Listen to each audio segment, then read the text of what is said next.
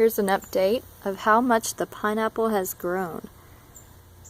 That is a big pineapple now. It hasn't made fruit yet,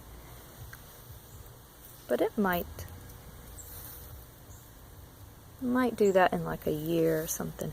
It's getting much bigger than it was. It's about less than half the size, I think.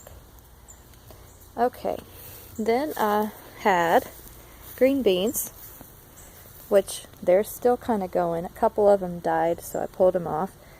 I kind of thinned them out, but there's a couple green beans still hanging there. And there's like 2 or 3 of them there. And then there's a couple like on this plant. So it's kind of like, I want to say the end of the season. And there's one little guy. And there's like 2 of them. So I have like just a few plants left. And Hopper's hopping around back there.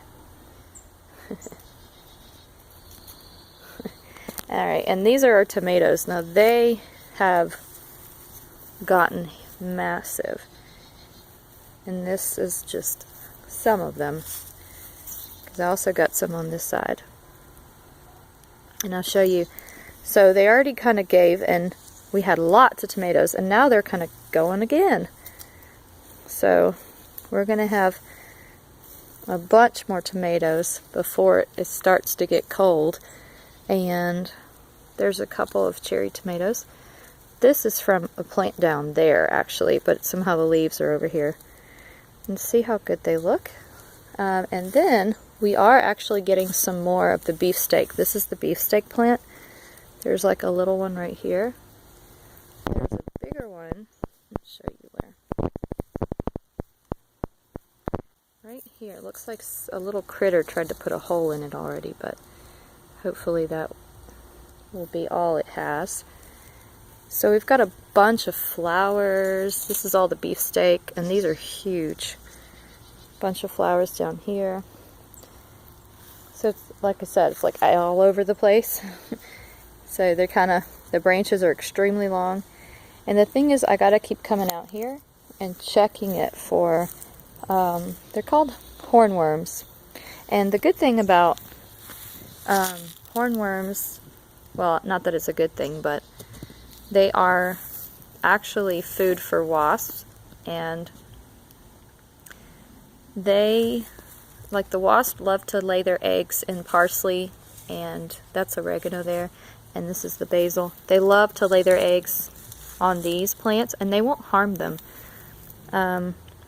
But what ends up happening is, so they'll kind of hang out here, and then eventually, when they see an opportunity to lay an egg on a hornworm, they'll lay the eggs on the hornworm, and it'll eat the hornworm. So eventually when the eggs hatch, they'll eat the hornworm. So that's why they say to plant herbs and stuff like that next to tomato, for that reason.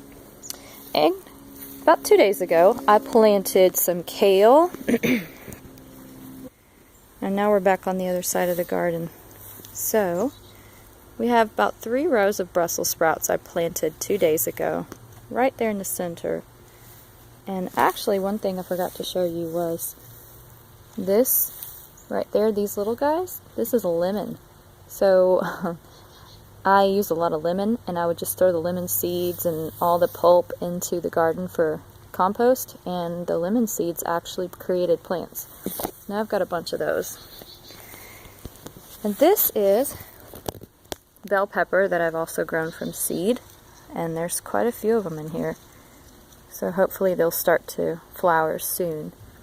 And then right in there I actually have 3 rows of kale that I planted 2 days ago as well. I'm going to show you how these tomatoes are doing. Now these actually, this is their first time producing, so they're going to give a lot. You can see there's flowers everywhere, little tomatoes kind of in the plant in different places. There's some down there. So there's about 1, 2, 3, 4, 5, 6 plants right here in this corner, kind of bunched up. And then one thing that you probably wouldn't recognize, and to be honest, I'm not sure how long we're going to be here at this location, this rental house, because what I planted right here takes like 3 years to harvest. And if anyone knows what it is by now, if you guessed asparagus, you guessed right. This is asparagus. I planted this, I don't know, a couple months ago, and this is where it's at now. But it'll get huge, like a big shrub thing.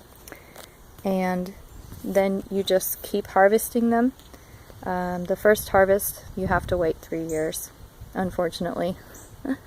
What I'll probably do is transplant them into pots, try to leave them undisturbed as much as I can. But the good thing is they're perennial, so they come back every year. Even after you harvest them, they'll just keep growing. So that's all I have in the garden.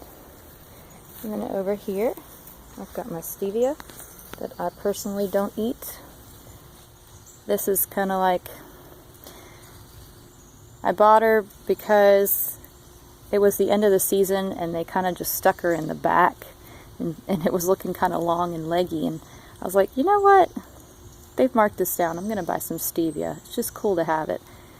And I thought I would eat it, but I didn't really. Hopper loves it, so she'll eat the leaves. It tastes just like sugar, but kind of grassy. So like, you know, you just take a leaf off of it, and when you eat this, it's sweet, like sugar, like really sweet. But it's got like a grassy flavor too, because it's obviously a plant. And then I've got rosemary that just isn't really growing.